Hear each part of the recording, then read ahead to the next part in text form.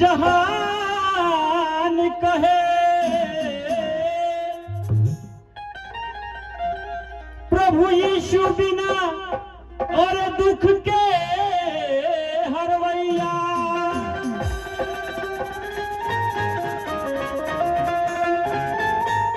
जे भी आवे प्रभु के शरण में ये भैया ओकर हो जाले प्रभु सहैया।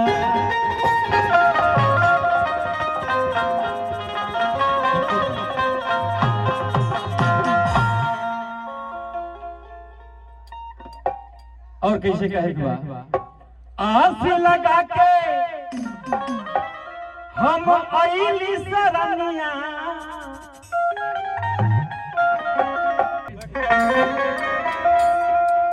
आस लगा के हम आइली दुआरिया। और सुनाए यीशु नसारिया इहेया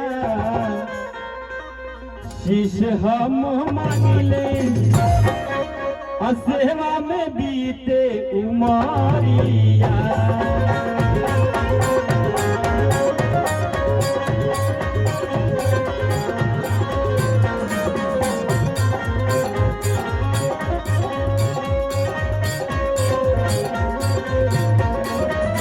आस लगा के हम आइली दुआरिया।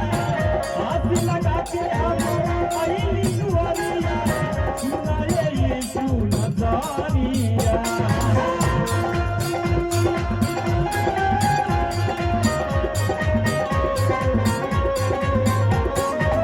आस लगा के हम आइली दुआरिया। सुनाए यीशु नज़ारिया। इहेया जिस हम मांगिले सेवा में बीते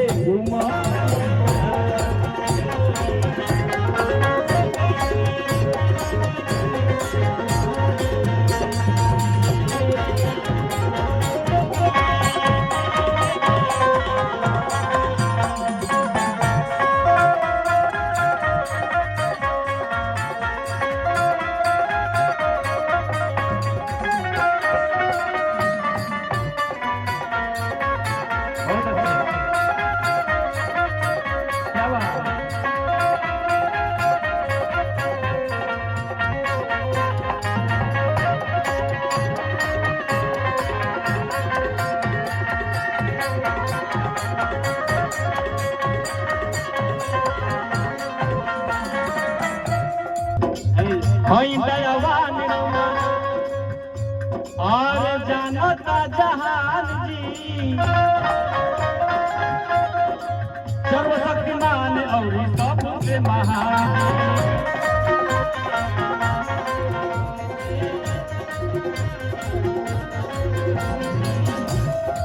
दयावान रहुआ जानता जहान जी।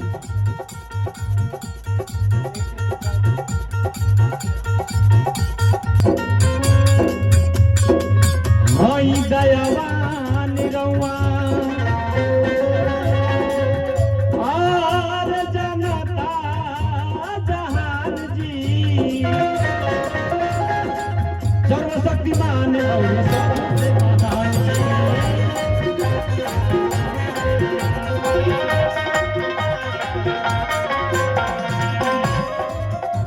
आप पिताजी की तरफ से बहुत बहुत दान आया। ईश्वर आपके जीवन में स्वस्थ प्रदान करे और आशीष दे। हई दयावान रहुआ जानता जहान जी। सर्वशक्तिमान और सबसे महान।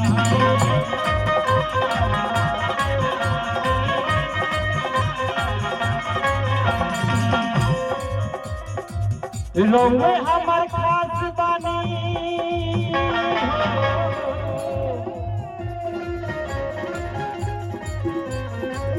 रहुए हमार खास बानी। हम ज्ञान बानी और मन के मिटा दी अन्हारिया। रहुए हमार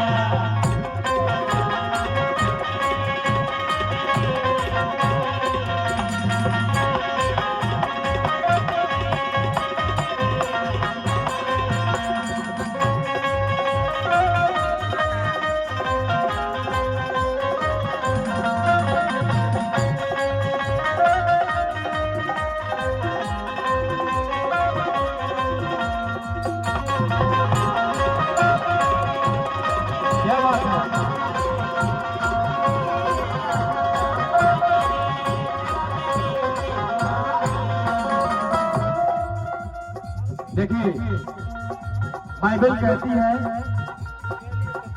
अगर इस पृथ्वी पे यीशु मसीह के नाम से एक आत्मा बचाई जाती है, स्वर्ग में उसके सिंहासन के सामने दूतों के द्वारा खुशियां और आनंद मनाया जाता है। इसलिए हम सभी जितने लोग यहाँ पे बैठे हुए हैं ईश्वर के लिए बहुत ही खास है, स्पेशल। इस बात को सब कोई नहीं समझता, लेकिन जो कलीसिया संगति को अटेंड करता है, बाइबल पढ़ता है, वचन को फॉलो करता है, वो जानता है कि हम ईश्वर के लिए कितने महत्वपूर्ण और विशेष है। कैसे? जीवन हमारे प्रभु खातिर विशेष बात, उन्हीं के नाम से कटी देव कले।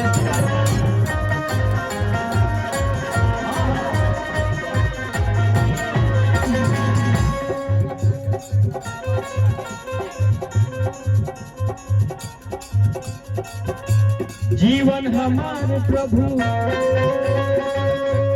खातिर विशेष बात, उन्हीं के नाम से कटी जे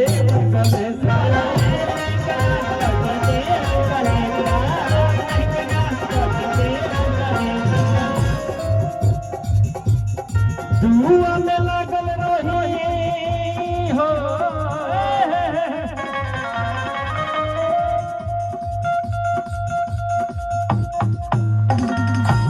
और दुआ में लागल रही कोरी कुड़ी गतिया, और ठीक होई सगरो बीमारिया। दुआ में लागल रही कोरी कुड़ी गतिया, और ठीक होई सगरो बीमारिया। शीश हम मांगिले सेवा में बीते कुमारिया।